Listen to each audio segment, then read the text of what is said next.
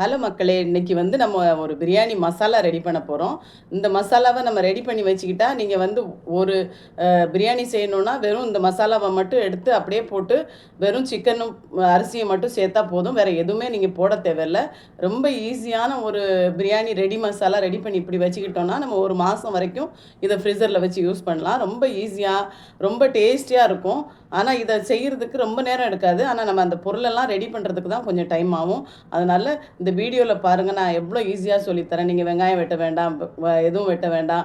திடீர்னு நமக்கு இன்னைக்கு பிரியாணி சாப்பிடணும்னு தோணுதுன்னா இந்த மசாலாவை நம்ம உள்ளே வச்சுருக்குறோன்னா எடுத்து அப்படியே போட்டுட்டு எண்ணெய் சேர்க்க வேண்டாம், எதுவுமே நீங்கள் சேர்க்க வேண்டாம். டைரெக்ட் இந்த மசாலாவை போட்டுட்டு சிக்கனும் அரிசியும் மட்டும் நீங்கள் ரெடியாக வச்சுருந்தா போதும்.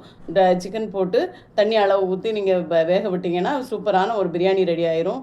ஒரு 10 நிமிஷத்துக்குள்ளே நீங்கள் இந்த பிரியாணியை ரெடி பண்ணிடலாம். ஆனால் ஒரு நாள் நம்ம டைம் எடுக்கணும் இந்த மசாலா ரெடி பண்ணி வைக்கிறதுக்கு. இதை நீங்கள் ஒரு டைம் ரெடி பண்ணிவிட்டு 10 டைம் 15 டைம் வரைக்கும் கூட நீங்கள் வச்சு இந்த மசாலாவை யூஸ் பண்ணலாம். ஒரு மாதம் 1.5 மாதம் ஃப்ரீசரில் வச்சு கண்டிப்பாக யூஸ் பண்ணலாம். எதுவுமே இதில் கலப்படம்லாம் இல்லை, எந்த ஒரு பொருளும் நம்ம கலக்கலை. இப்போ நார்மலான ஒரு மசாலா தான். ஆனால் வந்து அதை பர்ஃபெக்டாக செஞ்சு நம்ம வச்சோன்னா நல்லா ரொம்ப நாளைக்கு அதை வச்சு சாப்பிட்லாம். ரொம்ப நல்லாயிருக்கும். கண்டிப்பாக ட்ரை பண்ணுங்கள். இந்த வீடியோ கொஞ்சம் லென்த்தாக தான் போகும், ஏன்னா எல்லாம் அளவெல்லாம் பர்ஃபெக்டாக சொல்லி எல்லாம் போடுறதுனால. ஆனால் கண்டிப்பாக பார்த்துட்டு நீங்கள் இது மாதிரி பண்ணிங்கன்னா பிரியாணி பண்ணுறதுக்கு நீங்கள் யோசிக்கவே வேண்டாம். மசாலா ரெடியாக இருக்கும் ஃப்ரீசரில். டக்குன்னு ஒரு டப்பாவை எடுத்தோமா, போட்டோமா, சிக்கன் போட்டோமா, அரிசி போட்டு கரெக்டாக ஒரு 10 நிமிஷத்தில் ஒரு பிரியாணி செஞ்சுட்டு உட்காந்துடலாம். நான் அந்த பிரியாணியும் செஞ்சு காட்டியிருக்கிறேன், அந்த மசாலாவை எப்படி செஞ்சு சேவ் பண்ணுறதுன்னு காட்டியிருக்கிறேன். கண்டிப்பாக இதை பாருங்கள், பார்த்துட்டு செஞ்சு பாருங்கள். ஃபுல் வீடியோ பாருங்கள், லாஸ்ட் வரைக்கும் பார்த்தா தான் தெரியும் எப்படி இதெல்லாம் சேவ் பண்ணணும், எப்படி எத்தனை வகையான பிரியாணி இதில் பண்ணலாம் அப்படின்ட்டு. நான் இப்போ 2 வகையான பிரியாணி இதில் செஞ்சு காட்டியிருக்கிறேன். எவ்வளோ மசாலா எடுத்து அந்த மசாலாவை எப்படி போட்டு நம்ம அதை உடனே செய்யலாம் அப்படின்ட்டு. கண்டிப்பாக பாருங்கள், ரொம்ப சூப்பராக இருக்கும், ரொம்ப யூஸ்ஃபுல்லாகவும் இருக்கும் உங்களுக்கு. ட்ரை பண்ணி பாருங்கள். அந்த வீடியோவை இப்போ ஃபுல்லாக பாருங்கள்.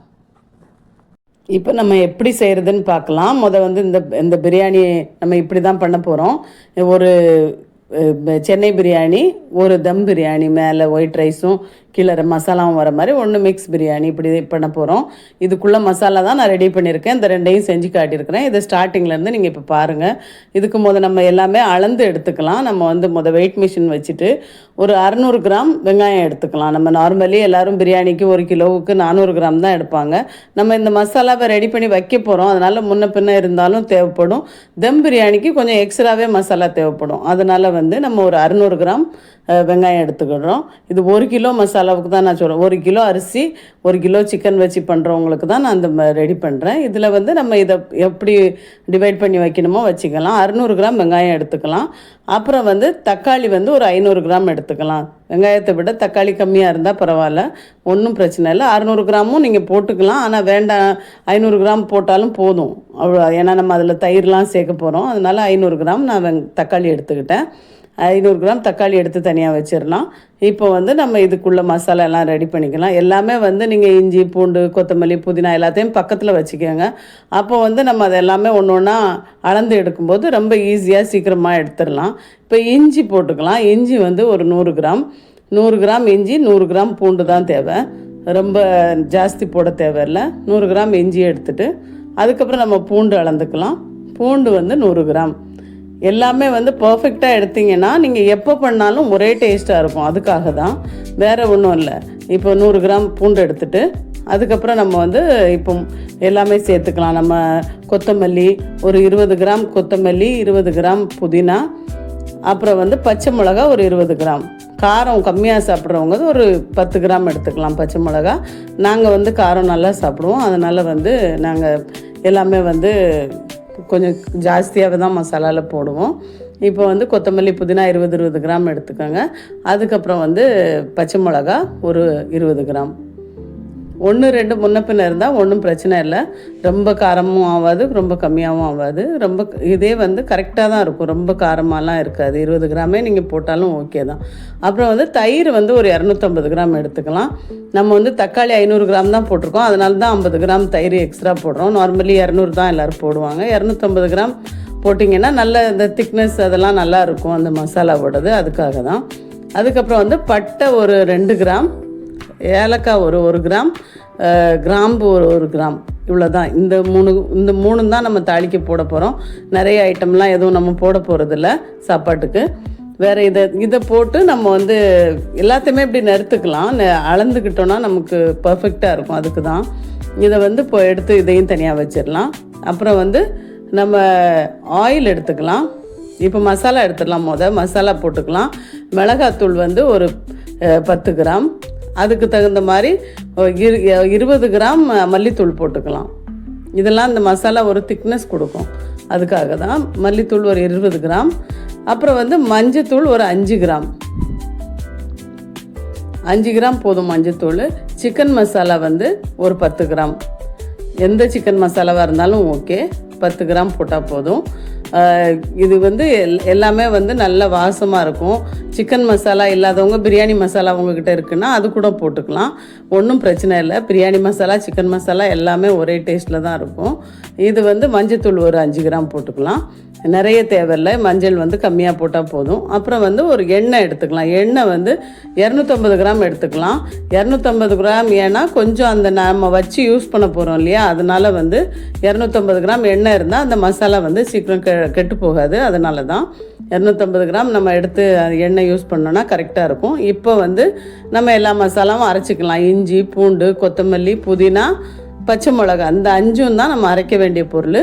இதை அரைச்சிக்கலாம். கொஞ்சம் கொத்தமல்லி, புதினா நம்ம மேலே போடுறதுக்கு எடுத்து வச்சுட்டு மீதி எல்லாமே அரைச்சிக்கலாம். கொஞ்சம் ஒரு அதில் கால்வாசி எடுத்து வச்சுக்கிட்டால் போதும், நம்ம லாஸ்ட்டில் சாப்பாடு மேலே போட்டு எடுக்கிறதுக்காக. அவ்வளோதான். பாக்கி இதை வந்து நம்ம அரைச்சிட்டு வந்துடலாம். நல்லாவே நைஸாக அரைச்சிட்டு வந்துடலாம். ஏன்னா இதுதான் இந்த மசாலா ஆகும். நம்ம தக்காளி வெங்காயத்து கூட இந்த மசாலா தான் நல்ல திக்னஸ்ஸாக நல்ல சூப்பராக இருக்கும். அதனால் வந்து இதை நல்லா அரைச்சிட்டு வந்துடலாம். அப்புறம் வந்து வெங்காயம் தக்காளி வெட்டிக்கலாம். வெங்காயத்தை நல்லா தோல் உரிச்சிட்டு நல்லா இப்படி க்ராஸாக வெட்டணும். வெங்காயத்தை வந்து எப்படி வெட்டணுன்னாக்கி நேராக வெட்டணும். தக்காளியை வந்து க்ராஸாக வெட்டணும். அதுதான் ரொம்ப முக்கியம். ஏன்னா தக்காளி நல்லா சாஃப்ட் ஆகும். அதுக்காக தான் இதை இப்படி நீளமாக வெட்டிக்கணும். இப்போ பாருங்கள் இதுக்கு எப்படி வெட்டுறோன்னுட்டு அந்த நடுவில் இருக்கிறத எடுத்துகிட்டு நல்லா இப்படி நீளமாக வெட்டணும். அப்போ தான் வந்து வெங்காயம் நல்லா உதிரியாக நல்ல திக்னஸ் அந்த மசாலாவுக்கு வந்து இதாக இருக்கும். இல்லைன்னா என்ன ஆகும்னா துண்டாக கிடக்கும், மசாலாவோட சேராது. அதே மாதிரி தக்காளி வெட்டும்போது வந்து பாதியாக வெட்டிட்டு அந்த க்ராஸாக வெட்டணும். அப்போ தான் அது மெல்ட் ஆகிடும். அந்த தக்காளி வந்து துண்டாக கிடக்காது, மெல்ட் ஆகிடும். அப்படியே ஃபுல் எப்படி வச்சு வெட்டணும்னு இப்படி வெட்டணும். இது ரொம்ப முக்கியம் பிரியாணிக்கு. அப்போ தான் வந்து அந்த தக்காளி நல்ல சாஃப்டாக குழஞ்ச மாதிரி வந்துடும். இல்லைன்னா நேராக வெட்டினீங்கன்னா நல்லா வேகாது. அப்போ வந்து அந்த திக்னஸ் கிடைக்காது நமக்கு. அதுக்காக தான் இதை இப்போ எல்லாத்தையும் வெட்டி இப்போ தனியாக வச்சுட்டோம். இப்போ ரெடி பண்ண வேண்டிய எல்லாத்தையுமே ரெடி பண்ணியாச்சு. இப்போ மசாலா நம்ம ரெடி பண்ணிக்கலாம். இப்போ கடாய் வந்து நம்ம இப்போ எவ்வளோ இருக்குதுன்னு நம்ம பார்த்துட்டோம். இதே அளவுக்கு நம்ம செஞ்சதுக்கப்புறம் எவ்வளோ வருதுன்னு நம்ம பார்க்க போகிறோம். கடாய் வந்து 950 கிராம் இருந்தது. இதுக்கப்புறம் நம்ம எல்லாம் செஞ்சதுக்கப்புறம் மசாலாவோடு எவ்வளோ இருக்குதுன்னு நம்ம பார்க்கலாம். இப்போ வந்து நான் வச்சுட்டு நம்ம தாளிக்க போடுறத வந்து பட்டை, லவங்க, ஏலக்காய் போட்டுக்கலாம். அது லைட்டாக சூடானாலே போதும், ரொம்ப பொரியணும்லாம் அவசியம் இல்லை. உடனே வெங்காயத்தை போட்டுடலாம். வெங்காயம் நல்லா வதங்கி வரட்டும். நல்லா வந்து கலர் மாறணும். மெயினே வந்து வெங்காயம் வந்து ரொம்ப நல்லா வதங்கி வரணும். அதுதான் ரொம்ப இம்பார்ட்டன்ட். நல்லா கிண்டி விட்டே இருக்கணும் ரொம்ப நேரம். அது ஃபுல் அந்த வெங்காயத்துக்கு மட்டும்தான் டைம் எடுக்கும். எப்போவுமே பிரியாணிக்கு நம்ம செய்கிறோம் அப்படின்னா வெங்காயம் நல்லா டைம் எடுக்கும். அந்த நல்ல ஃபாஸ்ட்டான கேஸாக இருந்தால் கொஞ்சம் சீக்கிரம் ஆகிடும். இல்லைன்னா கொஞ்சம் நல்லாவே டைம் எடுக்கும். அது வந்து ஃப்ரை ஆகி அந்த கலர் மாறினா தான் அந்த ஃப்ளேவர் வந்து கொடுக்கும் பிரியாணியில். அதனால் பட்டுன்னு வேகாமல் நீங்கள் கலரே மாறாமல் வந்து மசாலாலாம் போட்டுறாதீங்க. அப்போ வந்து அது டேஸ்ட் எடுக்காது. இப்போ வந்து நல்லா வதங்கி வருது பாருங்கள். நல்லா கலர் மாறி நல்லா கோல்டன் ப்ரௌனில் வரணும் வெங்காயம். வந்ததுக்கப்புறம் தான் நம்ம எல்லா மசாலாவும் போட போகிறோம். நம்ம இது பண்ணிக்கிட்டு இருக்கும்போதே நம்ம எல்லாத்தையும் பக்கத்தில் எடுத்து வச்சுக்கோங்க. நம்ம அரைச்சி வச்சுருக்குறோம் இல்லையா, அந்த மசாலாவை பக்கத்தில் வச்சுக்கலாம். இப்போ இதுக்கப்புறம் நம்ம அந்த மசாலா தான் போட போகிறோம். இது கூட நம்ம வந்து கொஞ்சம் கொத்தமல்லி, பச்சை மிளகா 2, புதினா கொஞ்சம் இப்படி போட்டுக்கலாம். அந்த வாசம் நல்லாயிருக்கும் அந்த ஆயிலில் போடுறதுனால. நம்ம எடுத்து வச்சுருக்கோம் இல்லையா, அதில் கொஞ்சம் இதில் போடணும், கொஞ்சம் சாப்பாடு ஆனதுக்கப்புறம் மேலே போடணும். அதுக்கு தகுந்த மாதிரி எடுத்து வச்சுக்கோங்க. நல்லா வந்து இதை போட்டு வதக்கிட்டு இது கூட இப்போ வந்து நம்ம அந்த க்ரீன் மசாலா பேஸ்ட் அரைச்சி வச்சுருக்கோம் இல்லையா, கொத்தமல்லி, புதினா, பச்சை மிளகாலாம், அதை வந்து போட்டு நம்ம ஃப்ரை பண்ணிடலாம். வெங்காயம் எவ்வளோ அளவுக்கு வதங்கியிருக்குன்னு பார்த்துருக்கீங்களா, இப்படி வதங்கணும். நல்லா கலர் மாறிடணும் ஃபுல்லாக கோல்டன் ப்ரௌனாக. அதுக்கப்புறமா வந்து நம்ம அந்த க்ரீன் பேஸ்ட் போட்டுடலாம். அந்த பேஸ்ட்டையும் நல்லா கிண்டி விட்டுறலாம். எல்லாமே வந்து எண்ணெயில் நல்லாவே வதங்கணும். அப்போ தான் வந்து கெட்டு போகாது. நம்ம வந்து இதை நம்ம 1 மாதம் கூட வச்சு சாப்பிட்லான்னு சொல்கிறோன்னா அந்த 1 மாதம் வரைக்கும் வைக்கிற மாதிரி நம்ம செய்யணும். இப்போ நல்லா வதங்கி வருது பாருங்கள். இப்போ வந்து நல்லா வதங்கணும். ரொம்ப அந்த எண்ணெயிலே அந்த பச்சை வாசமெல்லாம் போயிடணும். அதுக்கப்புறம் தான் நம்ம தக்காளி போடணும். அதுக்கு முன்னே போடக்கூடாது. இதுக்கு நம்ம கீழே ஒட்டாமல் இருக்கிறதுக்கு லைட்டாக உப்பு கூட சேர்த்துக்கலாம். இதில் உப்பு சேர்த்துட்டோன்னா வந்து அந்த இஞ்சி வந்து சீக்கிரம் போய் ஒட்டாது கடாயில். இப்படி நல்லா போட்டு கிண்டிடலாம். நல்லா கிண்டிக்கிட்டே இருக்கணும். நம்ம கை விடாமல் இந்த டைமெல்லாம் பார்த்துக்கணும். ஏன்னா வந்து இதுதான் பிடிக்கிற டைம், நல்லா பிடிக்க ஆரம்பிக்கும் இந்த டைமில். அதனால் வந்து இந்த டைம் நல்லா கிண்டிக்கிட்டே இருக்கணும். நல்லா வதங்கி வந்துருச்சு. இதுக்கப்புறமா வந்து நம்ம தக்காளி ரெடியாக கையில் எடுத்து வச்சுக்கலாம். நம்ம அங்கேயும் அதுதான் இந்த மசாலா செய்யும்போது மட்டும் கொஞ்சம் டைம் எடுத்து கூடயே நின்று பண்ணி செய்யணும். பாக்கி டைம் நம்ம எப்படி வேணாலும் வச்சுட்டு நம்ம தூரம் போய் உட்காந்துக்கலாம், அப்படிலாம் பண்ணலாம். மசாலா வந்து பண்ணும்போது கண்டிப்பாக கவனமாக இருக்கணும்.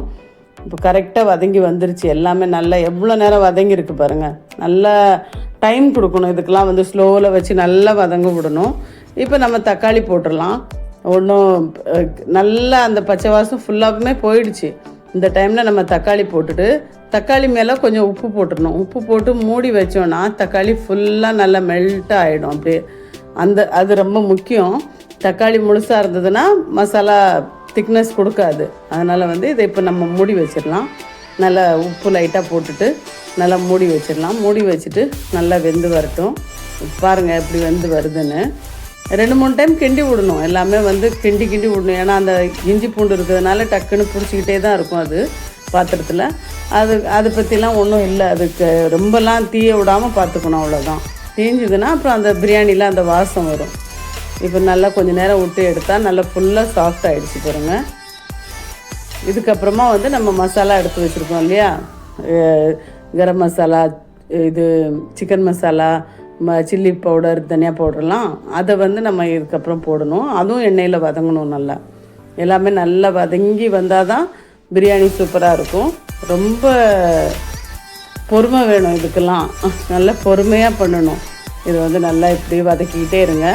இப்போ வந்து நம்ம அந்த மசாலா பவுடர் போட்டுடலாம். எவ்வளோ கலர்ஃபுல்லாக இருக்குன்னு பாருங்கள். மசாலா போட்டதுக்கப்புறம் காஷ்மீரி சில்லி பவுடர் வேணும்னா போட்டுக்கலாம். நீங்கள் வேணும்னா, உங்களுக்கு காரம் பிடிக்காது அப்படின்னா இதில் காஷ்மீரி சில்லி பவுடர் போட்டுக்கலாம். நாங்கள் காரம் சாப்பிடுவோம், அதனால் வந்து நான் மிளகாத்தூள் தான் போட்டிருக்கிறேன், நார்மல் மிளகாத்தூள். அதை நல்லா கிண்டி விட்டுடலாம். நல்லா வதங்கி வரட்டும். அந்த பச்சை வாசமும் போகணும், மிளகாத்தூளோட பச்சை வாசமும் போகணும். அப்போ தான் வந்து அது நல்லா இது கொடுக்கும், வாசமாக இருக்கும். நல்லா கிண்டி விட்டுட்டே இருக்கலாம். இந்த டைம்லாம் விடக்கூடாது. நம்ம கை விடாமல் கிண்டணும். கொஞ்சம் நேரம் ஒரு 2 நிமிஷம் விட்டுட்டு அதுக்கப்புறமா நம்ம இதில் தயிர்லாம் சேர்த்துக்கலாம். இப்போ வந்து நல்லா வதங்கி வந்துருச்சு எல்லாமே. பாருங்கள், எண்ணெய் வந்து பிரிஞ்சு வந்துருச்சு. இப்படி எண்ணெய் பிரிஞ்சு வரணும். அப்போ தான் அந்த மசாலாலாம் வெந்துருச்சுன்னு அர்த்தம். இல்லைன்னா வேகலைன்னு அர்த்தம். ஸ்லோவில் நம்ம விட்டுட்டோனாலே அது அந்த மசாலா பிரிஞ்சு வந்துடும். இதுக்கப்புறம் இப்போ நம்ம அந்த தயிர் எடுத்து வச்சுருக்கோம் இல்லையா, தயிர் சேர்த்துக்கலாம். தயிர் நல்லா கிண்டி விட்டுடலாம். நல்லா வந்து 250 கிராம் தயிர் இருக்கு இல்லையா, அதனால் அந்த கலர்லாம் மாறிடும். நமக்கு அந்த பிரியாணி கலரே மாறி வந்துடும். இப்போ வந்து நல்லா கிண்டி விட்டுட்டு இதில் நமக்கு எவ்வளோ உப்பு தேவையோ அந்த உப்பு நம்ம சேர்த்துக்கலாம். இதில் இந்த பிரியாணி மசாலாவுக்கு மட்டும் உள்ள உப்பு நம்ம சேர்த்துக்கலாம். நம்ம வந்து பிரியாணி பண்ணும்போது அந்த ரைஸ்க்குள்ள உப்பு வந்து அப்போ சேர்த்துக்கலாம். இப்போ இந்த மசாலா மட்டும் ரெடி பண்ணுறது தான் இப்போ இம்பார்ட்டன்ட். அதனால் வந்து இதுக்கு தேவையான உப்பு போட்டுட்டு நம்ம கொஞ்சம் நேரம் இது வெந்து வர்றதுக்கு விட்டுறலாம். இதுக்கு ரொம்ப நேரம் ஆகாது. தயிர் போட்டதுக்கப்புறம் ரொம்ப நேரம் தேவையில்லை. கொஞ்சம் நேரம் அந்த எண்ணெய் பிரிஞ்சால் போதும். எண்ணெய் பிரிஞ்சு இப்படி வருது இல்லையா, அந்த டைமில் நம்ம எடுத்துடலாம். இது ரெடி ஆகிடுச்சு. இப்போ மசாலா வந்து இப்போ ஒரு 2 நிமிஷம் நம்ம மூடி போட்டு விட்டுட்டு நம்ம எடுத்து நான் காட்டுறேன் பாருங்கள் எப்படி இருக்குன்னு. ஃபுல் எண்ணெய்லாம் பிரிஞ்சு ஃபுல் மசாலா வந்து ஒரு திக்கான ஒரு கிரேவி மாதிரி கிடைக்கும், ஒரு சுக்கா கிரேவி மாதிரி. இதுதான் நமக்கு ரொம்ப இம்பார்ட்டன்ட். இதை தான் நம்ம எடுத்து சேவ் பண்ண போகிறோம். இதை வந்து நம்ம இப்போ வெயிட் பார்க்கலாம் பாருங்கள். 950 வந்து வெறும் இது கடாய் இருந்தது. இப்போ வந்து நம்ம இதில் வந்து இதை வச்சு பார்த்தோன்னா தெரியும் எவ்வளோ இருக்குன்னு. பாருங்கள், 2 கிலோ 225 கிராம் இருக்குது. இதை வந்து நம்ம இதுக்கு இப்போ நமக்கு தேவையான அளவு இப்போ 650 கிராம் நான் தனியாக எடுத்துட்டேன். ஒரு 1/2 கிலோ ரைஸ்க்கு வேணுன்ற மாதிரி 600 கிராம் எடுத்தாலும் போதும், 100 கிராம் கணக்கில். ஆனால் தம் பிரியாணிக்கு கொஞ்சம் எக்ஸ்ட்ரா போட்டால் நல்லதுன்றதுக்காக பாருங்கள் எப்படி இதில் எந்த எண்ணெய் எந்த பொருளுமே போடாமல் நேராக பாத்திரத்தில் நம்ம இந்த மசாலாவை மட்டும் போட்டுருவோம். 650 கிராம் நான் மசாலா போடுறேன். தம் பிரியாணிக்கு 1/2 கிலோ பாஸ்மதி ரைஸ் எடுத்துருக்குறேன். 3/4 கிலோ சிக்கன் எடுத்துருக்குறேன். நாங்கள் சிக்கன் கொஞ்சம் ஜாஸ்தி போடுவோம். நீங்கள் 1/2 கிலோவுக்கு 1/2 கிலோ போட்டாலும் ஓகே தான். நான் 3/4 கிலோ சிக்கன் போட்டிருக்கேன். இப்போ மசாலாவை போட்டுட்டு நேரே சிக்கனை போட்டுற வேண்டாம். சிக்கன் தயிரில் ஊற வச்சுருந்தாலும் ஓகே, இல்லை நீங்கள் சும்மா வாங்கிட்டு வந்த உடனே கூட போட்டுக்கலாம். இப்போ பாருங்கள், இது போட்டு நம்ம நல்லா கிண்டினோன்னா இந்த சிக்கனும் இந்த மசாலாவும் ரெடி ஆயிரும். இதுக்கு 200 கிராம் தண்ணி ஊற்றணும். தண்ணியும் அந்த அளவுலே அளந்து போட்டுக்கோங்க. இந்த சிக்கன் முங்குற மாதிரி ஊற்றினாலும் ஓகே தான். ஆனால் உங்களுக்கு அளவு தான் வேணும், எங்களுக்கு சரியாக புரியாது அப்படின்றவங்க நான் சும்மா அளக்காமலே கூட ஊற்றிடுவேன். எனக்கு தெரியும் எவ்வளோ தேவைன்னு. ஆனால் உங்களுக்கு தெரியாது இல்லையா? அப்போ 200 கிராம் எடுத்துக்கோங்க. அந்த தயிர் எடுக்கிறோம் இல்லையா, அந்த அளவை பிடிச்சிக்கிட்டு நம்ம எடுத்தாலும் ஓகே தான். இல்லை நம்ம 200 கிராம் தண்ணி, 1 கிலோவுக்கு 1/2 கிலோவுக்கு 200 கிராம் தண்ணி. 1/2 கிலோ அரிசி 1/2 கிலோ சிக்கன் போடுறீங்கன்னா 200 கிராம் தண்ணி இந்த சிக்கனுக்கு மேலே ஊற்றணும். நம்ம அந்த சிக்கன் முங்கி வரும் கொஞ்சம், அதுதான் நமக்கு அளவு தம் பிரியாணிக்கு. இதுக்கு மேலே நம்ம ரைஸ் போடுவோம். அதனால் இது நல்லா இப்போ கிண்டி நல்லா வேக விட்டுடலாம். இது மூடி போட்டு நல்லா வேகணும். இப்போ 200 கிராம் தண்ணி நான் அளந்து எடுத்துட்டேன், அதை ஊற்றிட்டேன். பாருங்கள், இது பாருங்கள், சிக்கன் முங்கிருச்சு. இந்த அளவுக்கு தண்ணி இருக்கணும், அதுக்கு மேலே இருக்கக்கூடாது தண்ணி. ஏன்னா ரொம்ப தண்ணி ஊற்றிட்டிங்கன்னா தம் பிரியாணிக்கு அது ஒரு வேறு மாதிரி ஆயிரும் டேஸ்ட்டு. ரைஸ்லாம் குழஞ்சிடும், மேலே போடுற ரைஸ்லாம். அப்படி போடக்கூடாது. 200 கிராம்னா 200 கிராம் தண்ணி தான் போடணும். அப்புறம் இதுக்கு தேவையான அளவு உப்பு போட்டுக்கலாம். நம்ம சிக்கனுக்கும் மசாலாவுக்கும் தேவையான அளவு உப்பு போட்டு இதை மூடி வச்சிடலாம். மூடி நல்லா கொதித்து வரும்போது ஸ்லோ பண்ணி விட்டுறணும். அப்போ அந்த அப்போ அது ஸ்லோவாக வேகும்போது சிக்கன் நல்லா வெந்துடும். இதுக்கு அப்போ பக்கத்தில் நம்ம தண்ணி வச்சிடலாம். இந்த ரைஸ் பண்ணுறதுக்கு இதுக்கு மேலே நம்ம போட போகிறோம் இல்லையா, அந்த ரைஸுக்கு தண்ணி போட்டு வெறும் ஒரு 2 பட்டை 2 லவங்கு ஒரு 2-3 ஏலக்காய் போட்டுட்டு இதை நம்ம உப்பு தேவையான அளவு போட்டு கொதிக்க விட்டுடலாம். தண்ணி நல்லா கொதிச்சதுக்கப்புறம் தான் நம்ம அரிசி போடணும். அரிசியை ஊற வச்சுருங்க. இந்த டைமில் தண்ணி கொதிக்கிற வரைக்கும் அரிசி ஊறட்டும். 1/2 கிலோ அரிசியை நம்ம ஊற வச்சிடலாம். இது பாருங்கள், இப்போ கொதிச்சு வந்துருச்சா, இந்த டைமில் நம்ம மூடி போட்டு ஸ்லோ பண்ணிடணும். கேஸை ஃபுல் ஸ்லோ பண்ணிவிட்டு ஒரு 15 நிமிஷம் இது அப்படியே விட்டுறணும். அப்போ தான் அந்த சிக்கன் நல்லா சாஃப்டாகி வரும். அந்த டைமில் தான் நம்ம அரிசி போட்டால் சாப்பாடு போட்டால் நல்லாயிருக்கும். அதனால் அதை போட்டுடணும். இப்போ இது கொதிச்சு வந்துருச்சு. இதில் நம்ம அரிசியை போட்டுடலாம். அரிசி போட்டுட்டு கொஞ்சோண்டு நெய் ஊற்றிக்கலாம் மேலே. அந்த அரிசி ஒன்றோட ஒன்று ஒட்டாமல் வர்றதுக்காக 3/4 பதம் தான் நம்ம வேக விடணும். நிறைய ரொம்ப குழைய வேக விடக்கூடாது, நம்ம ரைஸ் வேகிற மாதிரி. இதுக்கு தேவையான அளவு உப்பு போட்டுக்கலாம். உப்பு போடும்போது கொஞ்சம் நாக்கில் கரிக்கிற மாதிரி போட்டுக்கோங்க. ஏன்னா இந்த ரைஸ் அந்த பிரியாணியோட மேலே போகும்போது கொஞ்சம் சப்புன்னு இருந்தால் நல்லா இருக்காது. இப்போ கொஞ்சோண்டு நெய்யும் ஊற்றிட்டு நல்லா கலந்து விட்டுடலாம்.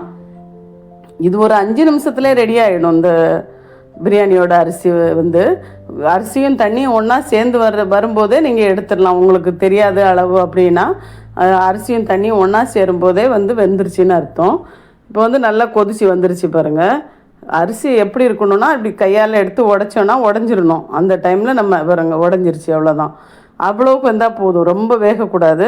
ரொம்ப வெந்துருச்சுன்னா நம்ம தம் போடும்போது அதுலேயும் குழையும், அப்போ அவ்வளோ டேஸ்ட் வராது, உதிரி உதிரியாக வராது. இப்போ நம்ம இந்த மேலே போட்டிருக்கிற இதெல்லாம் எடுத்துடலாம். இது தேவையில்லை, சும்மா நிறைய இதெல்லாம் வாயில் தான் வரும். அதனால் நான் எப்போவுமே இதுக்குள்ளே போடுறத எடுத்துருவேன், இல்லைனா நான் அந்த இதில் கட்டி போட்டுருவேன். இப்போ பாருங்கள், இது கொதித்து நல்லா வந்துருச்சு, எண்ணெய் பிரிஞ்சு வந்துருச்சு. நம்ம இதில் எதுவுமே போடல, எண்ணெய் எக்ஸ்ட்ரா எதுவுமே ஊற்றலை. அந்த மசாலாவை டைரெக்ட் எடுத்து போட்டிருக்கிறது தான். இது மேலே இப்போ நம்ம அரிசியை சலிச்சு அப்படியே, நான் என்கிட்ட அந்த கரண்டி இருக்குது, அதனால் நான் டைரெக்டாக எடுத்து போடுறேன். நீங்கள் இல்லைனா சல்லடையில் கொட்டி பூரா தண்ணியை இருத்துட்டு அதுக்கு மேலே கொட்டி விட்ருங்க, அவ்வளோதான். என்கிட்ட இருக்குது கரண்டி, அதனால் நான் அப்படியே எடுத்து நான் அந்த தண்ணியை வடித்து நான் போடுறேன். எல்லாம் இப்படி மேலே எல்லா ரைஸையும் போட்டுட்டு நல்லா மூடி போடணும், அவ்வளோதான். இதுக்கு நிறைய வேலைலாம் இல்லை. கொத்தமல்லி புதினா மேலே போட்டு லேசாக நைஸாக கொஞ்சோண்டு கீ ஊற்றிட்டு அப்படியே மூடி போட்டாலே போதும். தம் சூப்பராக ஆகும். ஒரு 15 நிமிஷம் விடணும், அவ்வளோதான் இதுக்கு வேலை. இப்போ எல்லாத்தையுமே போட்டுட்டேன். போட்டு எல்லாம் இப்படி கலந்து கரெக்டாக பண்ணி விடணும். மேலேயும் கீழேயுமா இருக்கக்கூடாது, ஒரே லெவலாக இருந்தால் தான் சாப்பாடு ஒரே லெவலாக வெந்து வரும். அதனால் இப்படி நல்லா லெவல் பண்ணி விட்டுட்டு கொஞ்சோண்டு கீ ஊற்றிட்டு, கீ உங்களுக்கு எவ்வளோ தேவையோ அவ்வளோ போட்டுக்கலாம். லைட்டாக அந்த சோறு ஒன்றோட ஒன்று ஒட்டாமல் இருக்கிறதுக்கு தான். அப்புறம் கொத்தமல்லி புதினாவை கொஞ்சோண்டு வெட்டி வச்சுருக்கிறத மேலே போட்டுட்டு மூடி போட்டு நம்ம மேலே ஒரு வெயிட் வச்சிடலாம். இப்போ நான் அந்த கடாயில் மசாலா இருந்ததுனால அந்த கடாய் வெயிட்டு தான் அப்படின்னு அதை வச்சுட்டேன் நான். அந்த வெயிட்டு அந்த ஆவி வெளியே போகாமல் இருக்கிறதுக்கு தான். வேறு பெருசாக அது ஒன்றும் வீட்டு சாப்பாட்டுக்கெலாம் பெரிய வெயிட்லாம் போடணும்னு அவசியம் இல்லை. ஒரு 15 நிமிஷம் விட்டுட்டு சிம்மில் விடணும். விட்டுட்டு எடுத்திங்கன்னா பாருங்கள் எப்படி ரெடி ஆகிடுச்சின்னு. சூப்பராக இருக்கும். நல்லா உதிரி உதிரியாக வந்துருச்சு ரைஸ் எல்லாம். மசாலாவுமே பாருங்கள் கீழே தண்ணியெல்லாம் எதுவுமே இல்லை, ஒன்றா வந்துருச்சு. இவ்வளோ தான் இதுக்கு அளவு. கரெக்டான அளவு எல்லாமே நான் சொல்லியிருக்கிறேன். இதே மாதிரி பண்ணிங்கன்னா இதே மாதிரி வரும் சாப்பாடு. பாருங்கள் இப்போ எடுத்தால் அப்படியே சிக்கனும் இதுவும் தனித்தனியாக வரும். ரொம்ப நல்லாயிருக்கும், சூப்பராக இருக்கும். கண்டிப்பாக செஞ்சு பாருங்கள். இதை இவ்வளோ உதிரி உதிரியாக சூப்பராக வந்துடும். இதை தனியாக எடுத்து வச்சிடலாம் நம்ம. அது இதே மாதிரி தான் நம்ம புலாவுக்கு வேறு மாதிரி பண்ணணும். அதுக்கும் அந்த மசாலா அது நான் தனியாக இன்னொரு டைம் காட்டுறேன். இப்போதைக்கு இது ரெடி ஆகிடுச்சு. இந்த மாதிரி இந்த மசாலாவை நான் இப்போ 1 கிலோவில் 1/2 கிலோவுக்கு தான் பண்ணியிருக்கிறேன். மீதி மசாலா என்கிட்ட இருக்குது. நான் இதை ஃப்ரிட்ஜில் வைக்கிறேன். சூப்பராக இருக்கும். கண்டிப்பாக தம் பிரியாணி சூப்பராக பண்ணிட்டோம். அதுக்கப்புறமா இப்போ நம்ம இந்த சென்னை பிரியாணி பண்ண போகிறோம். இதுக்கு நான் 300 கிராம் மசாலா எடுத்துக்கிட்டேன். இது ஃப்ரீசரில் வச்சுருந்தது தான், அதை எடுத்து நான் ரெடி பண்ணுறேன். 300 கிராம் அரிசி எடுத்துக்கலாம். இதுக்கு 300 கிராம் மசாலாவுக்கு 300 கிராம் அரிசி கரெக்டாக இருக்கும். இதை கழுவி நம்ம ஊற வச்சிடலாம். அதுக்கப்புறமா அந்த தண்ணி 300க்கு 600 எடுத்து வச்சுக்கலாம். நம்ம 600 கிராம் தண்ணி எடுத்து தனியாக வச்சுக்கலாம். இதெல்லாம் நம்ம சாப்பாடு கூட போடுறதுக்காக ரெடியாக எல்லாமே ரெடி பண்ணி வச்சிடலாம். இப்போ நம்ம பாத்திரத்தை அடுப்பில் வச்சுட்டு வெறும் மசாலாவை அப்படியே தட்டுறோம். இதில் எண்ணெய் கிண்ணெய் எதுவுமே ஊற்ற தேவையில்லை, எந்த தாளிக்கிறதுக்கு எதுவும் போடவும் தேவையில்லை. எல்லாமே இதில் இருக்குது. வெறும் மசாலா போட்டுட்டு டைரெக்ட் அதில் நம்ம சிக்கனை போட போகிறோம். சிக்கன் நான் 300க்கு நீங்கள் 300 சிக்கன் போட்டுக்கலாம், இல்லைனா 1/2 கிலோ கூட போட்டுக்கலாம். சிக்கன் எவ்வளோ போட்டாலும் டேஸ்ட் நல்லா வருன்றதுக்காக நான் 1/2 கிலோ சிக்கன் போட்டிருக்கேன். நீங்கள் 300க்கு 300 சிக்கனை கூட போட்டு பண்ணலாம். போட்டுட்டு நல்லா அதுக்கு தேவையான அளவு லைட்டாக உப்பு போட்டு நல்லா வேக விட்டுடலாம். அதுக்கப்புறமா அந்த 600 கிராம் தண்ணி எடுத்து வச்சுருக்கோம்ல, அந்த தண்ணியை ஊற்றிடலாம். இது ஒரு 10 நிமிஷம் தான் ஆகும் இந்த பிரியாணி பண்ணுறதுக்கு. இதுக்கு டைமே ஆகாது. நல்லா இதுக்கு தேவையான அளவு உப்பு போடலாம். உப்பு எப்படி போடணுன்னா, கொஞ்சம் டேஸ்ட் பண்ணி பார்த்தீங்கன்னா கொஞ்சம் உப்பு கரிக்கிற மாதிரி இருக்கணும். அப்படி போட்டிங்கன்னா தான் இந்த பிரியாணிக்கு நல்ல ரைஸ்லலாம் நல்லா உப்பு பிடிச்சி சூப்பராக இருக்கும். அதனால் உப்பு கொஞ்சம் பார்த்து சப்புன்னு போடாதீங்க, கொஞ்சம் தூக்கலாகவே போடுங்க. இப்போ பாருங்கள் நல்லா வந்துருச்சு. நல்லா சிம்மில் ஒரு 10 நிமிஷம் வேக விட்டு அப்புறம் எடுத்து போட்டால் தான், நம்ம அரிசி போட்டால் தான் சிக்கன் நல்லா சாஃப்டாக வெந்திருக்கும். இப்போ வந்துருச்சு. நான் 10 நிமிஷம் சாஃப்டாக விட்டுட்டேன். அதுக்கப்புறமா இப்போ அரிசி போட்டுடலாம். ஊற வச்சுருக்கிற அரிசியை போட்டுட்டு நல்லா கிண்டி விட்டுட்டு திருப்பி கொஞ்சம் நேரம் மூடி போட்டு வேக விடலாம். வேக விட்டு தண்ணியும் அரிசியும் ஒன்றா வரும்போது நம்ம தம் போடணும். இப்போ பாருங்கள், இப்போ எடுத்து பார்த்தா தண்ணியும் அரிசியும் ஒன்றா வந்துருச்சு. இப்போ எப்படி தெரியுது பாருங்கள். இந்த டைமில் நம்ம கொஞ்சோண்டு கொத்தமல்லி புதினா மேலே போட்டு மூடி போட்டு தம் போட்டுடலாம். வெயிட் எது வேணாலும் வச்சிடலாம். நான் தண்ணி கொஞ்சோண்டு பிடிச்சி மேலே வச்சுட்டேன். ரொம்ப வெயிட்டு தேவையில்லை, இது 300 கிராம் தான்றதுனால. வச்சுட்டு ஒரு 10 நிமிஷம் கழித்து நம்ம சிம்மில் வைக்கணும். எடுத்து பார்த்தோன்னா இந்த மாதிரி சூப்பரான ஒரு சென்னை பிரியாணியும் ரெடி ஆகிடும். சூப்பராக இருக்கும். கண்டிப்பாக ட்ரை பண்ணி பாருங்கள். பார்த்துட்டு எனக்கு கமெண்ட் பண்ணுங்கள்.